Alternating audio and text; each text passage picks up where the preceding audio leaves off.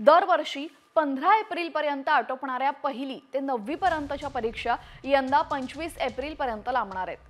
त्यामुळे उन्हाळ्याच्या सुट्टीमध्ये गावी जाण्यासाठी इच्छुक असलेल्या पालक आणि शिक्षकांचं नियोजन कोलमडणार आहे।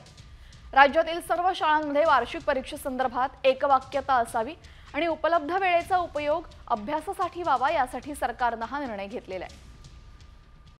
कॉमस्कोर नुसार आता isakal.com आहे देशातील नंबर 1 ची मराठी न्यूज वेबसाईट। प्रत्येक अपडेटसाठी isakal.com ला नक्की भेट द्या। दरम्यान परीक्षांचं नियोजन नक्की कसं असणार आहे समजून घेऊयात। पहिली ते 9वी परीक्षा एकाच वेळी होणार। अंतिम परीक्षा 8 एप्रिल ते 25 एप्रिल दरम्यान होणार। 1 मे रोजी निकाल जाहीर होणार। 2 मे पासून शाळांना सुट्टी लागणार।